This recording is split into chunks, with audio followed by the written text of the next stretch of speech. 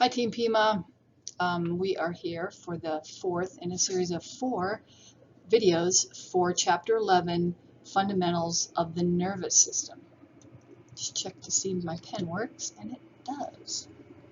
Okay, so this video deals with neurotransmitters, and here's kind of a sketch or a cartoon of different neurotransmitters that we will meet along the way in 201 and 202.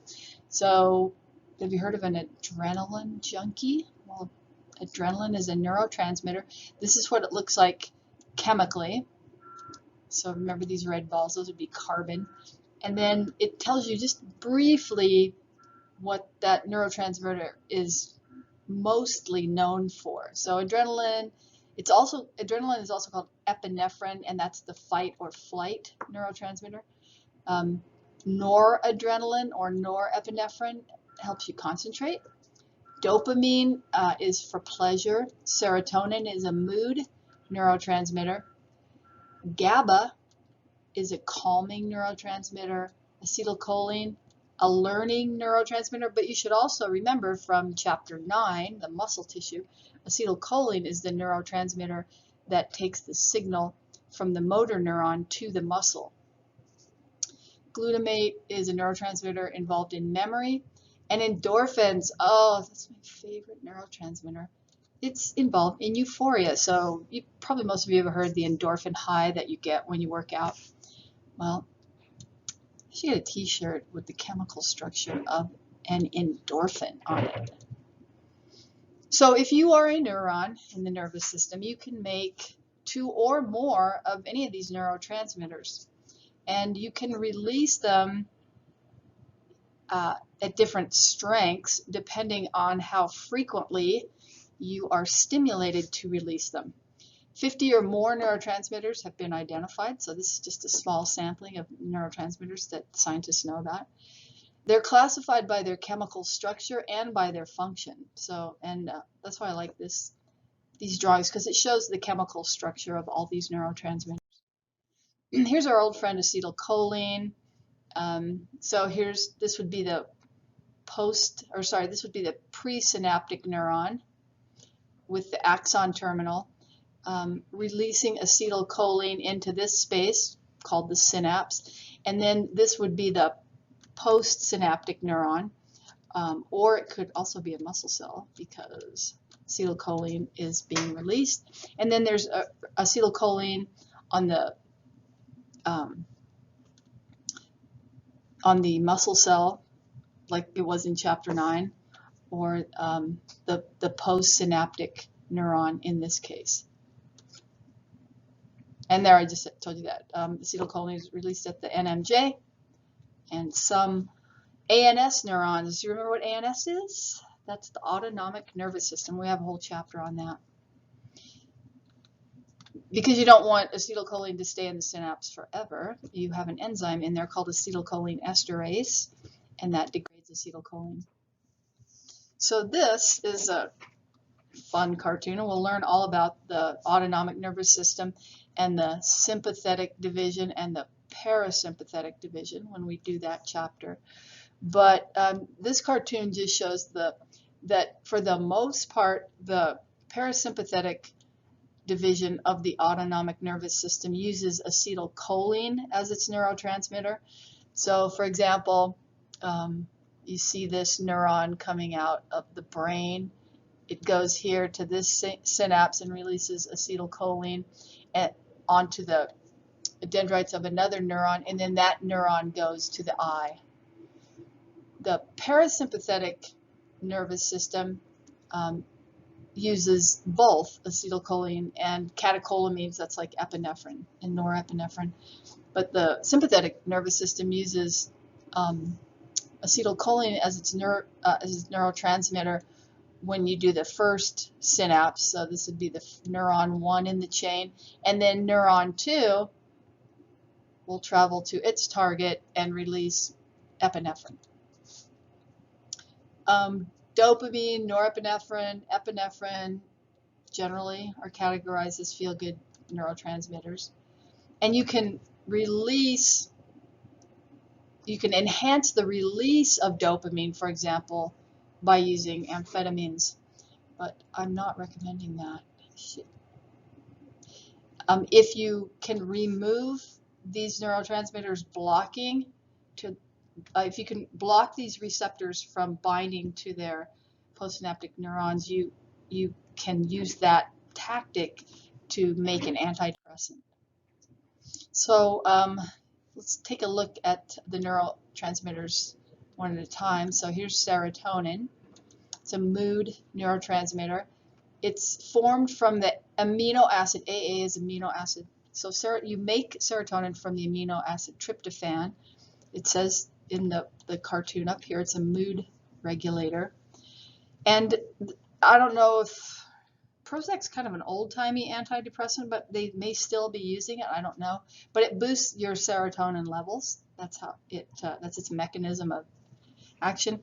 And then this stuff, this illegal substance, ecstasy, enhances serotonin activity. So maybe that's why they call it ecstasy, because you're ecstatic, because your mood is so high, because ecstasy is jacking up serotonin release. A couple other neurotransmitters, GABA, so that stands for gamma aminobutyric acid.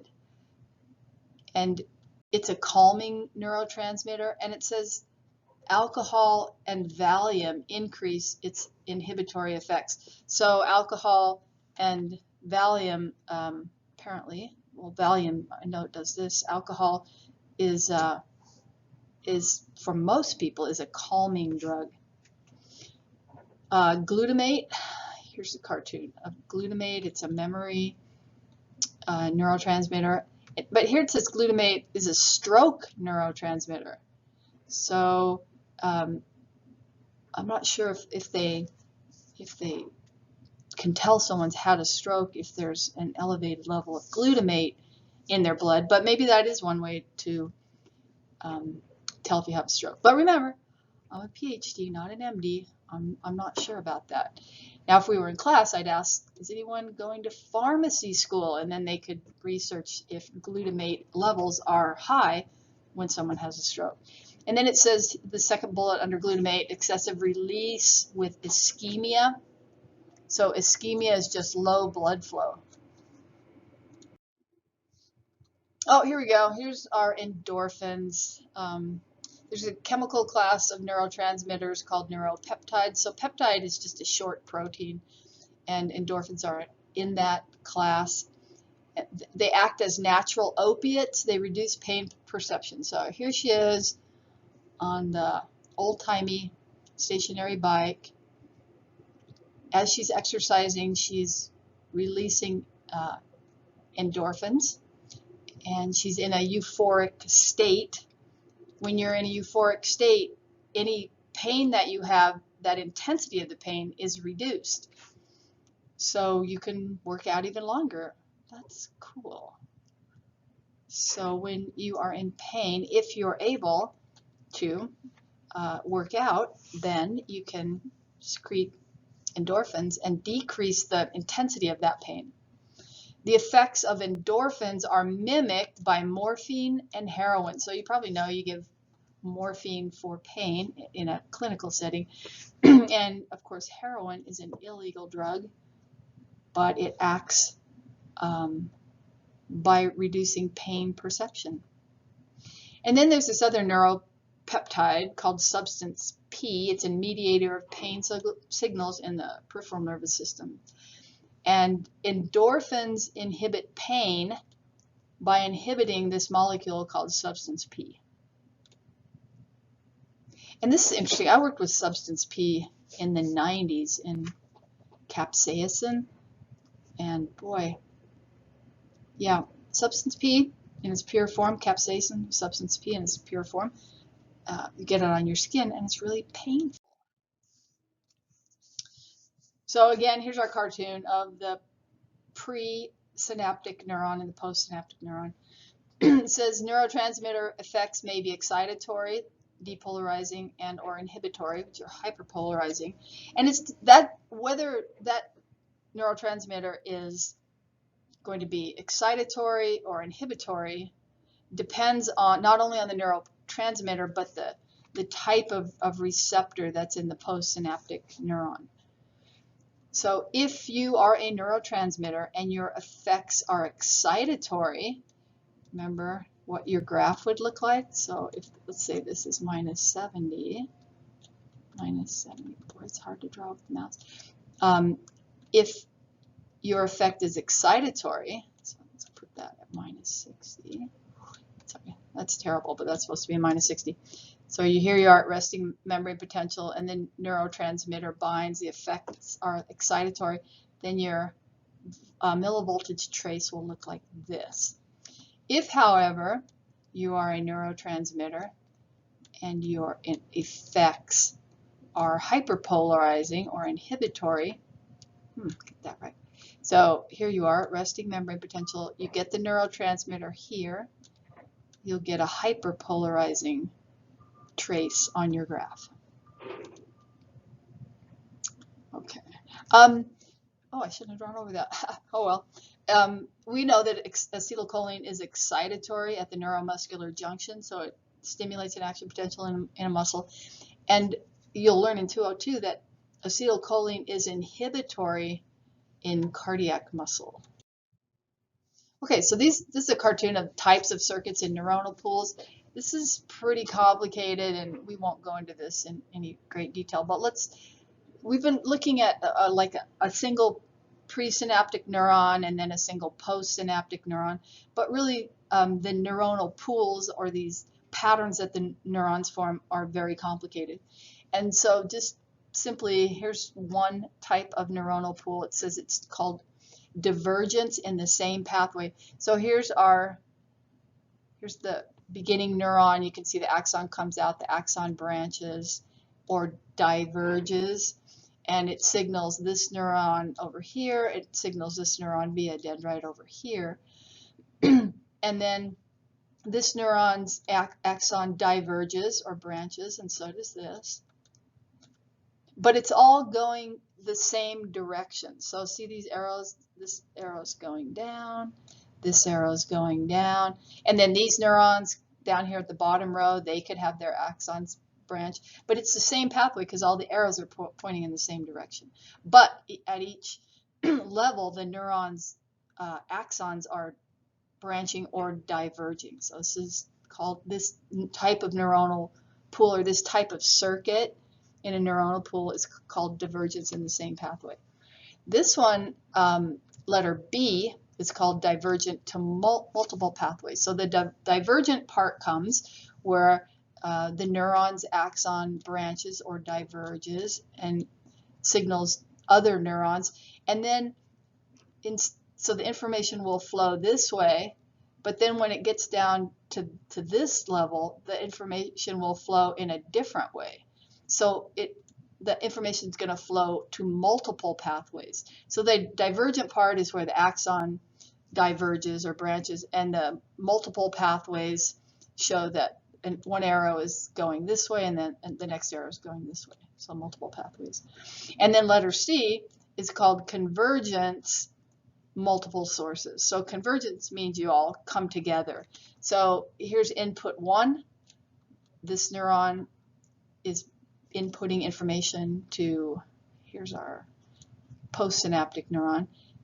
This presynaptic neuron is also synapsing with our postsynaptic neuron. And then there's a third input synapsing with our postsynaptic neuron. So these three, input 1, 2, and 3, these neurons are converging on one neuron, and then that neuron will send its action potential via this output.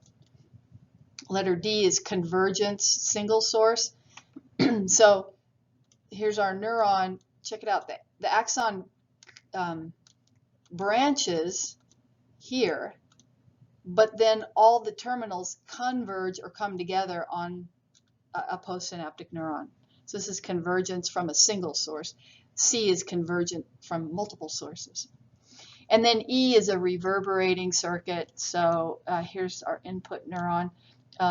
Information via an action potential flows along the arrows. And then the arrow flows the action potential goes this way, and then the axon splits, and the action potential comes back to this neuron. This neuron has an action potential that's, an axon that splits, and then the action potential goes back to the neuron in the original sequence. So this is called a reverberating circuit, and it's involved, and I've got it in blue, this reverberating circuits are involved in control of rhythmic activities like breathing, your sleep and wake cycles. And then here's F, parallel after discharge circuit. So you can see that the arrows are running parallel to each other. Here's our original neuron, presynaptic neuron. Its axon branches. It feeds a whole bunch of different neurons, and then those neurons feed back on this guy, and you have an output.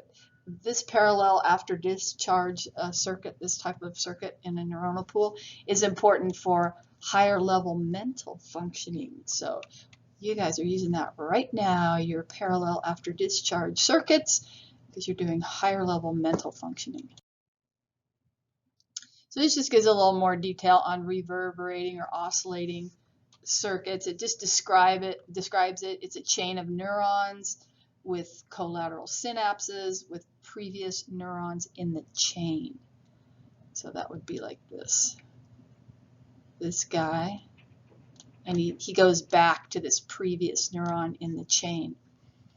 And we said it's involved in control of rhythmic activities. Also like arm swinging. That's interesting. So parallel processing, input travels along several pathways. So it's traveling this pathway and this pathway and this pathway. One stimulus promotes numerous responses. So this neuron is going to get a single stimulus, and then it will promote multiple responses in these other postsynaptic neurons. And you use this for higher level mental functioning. And then specifically, this is the parallel after discharge circuit. So the nerve fiber, remember fiber means axon. The nerve fiber stimulates several neurons in parallel paths. So here's the fiber or the axon. It's stimulating several neurons in parallel paths because the arrows are parallel to each other. And then the impulses reach a target neuron in succession. So here's one, here's the second neuron, a target neuron in succession. And this creates a continuum of stimulation. It's involved in mental processing. Serial processing, input travels along one pathway to a specific destination. And then I think this is the last slide. This is a cartoon of the stretch reflex, the patellar knee jerk reflex. And we'll see this when we do peripheral nervous system. But probably everybody's had this. So here's the little hammer that the medical doctor uses. He taps your he taps your quadriceps tendon, or sorry, the patellar, tapping the patellar ligament. I was wrong. So he taps she taps the patellar ligament right here, and that stretches your quadriceps muscle just a little bit, and it excites these things called muscle spindles inside the muscle. And then two afferent impulses. Remember, afferent impulses are sensory impulses, and impulses, another name for impulses, are action potentials. So afferent action potentials or impulses travel via the blue neuron, sensory neuron, into the spinal cord. And then you have the synapses. So the sensory neuron synapses with the green interneuron and with the red or pink motor neuron. And then the motor neuron in red sends an activating impulse. So an action potential travels along this red neuron to the quadriceps, and it causes the quadriceps muscle to contract. And when the quadriceps muscle contracts, your knee extends or jerks, a knee jerk reflex. And then we'll learn more about this in the peripheral nervous system. You don't have to know this for the test, but then this interneuron, the green interneuron, is going to at the same time send out an impulse to the hamstring muscle to relax, so that you don't want the hamstring to be contracting when the quadriceps is contracting. So you want your hamstrings to relax while your quadriceps contracts. And this is an example of a reflex, and this is the definition of a reflex. They're rapid automatic responses to stimuli. So the stimuli actually would be right here with the little hammer. So a reflex is a rapid automatic responses to stimuli that always cause the same response. So that's why the doctor can check this all the time. So you tap your patellar ligament, you should have a reflex that does the same thing all the time. And if it doesn't, then they can investigate for possible neurological damage. And that's it. See ya.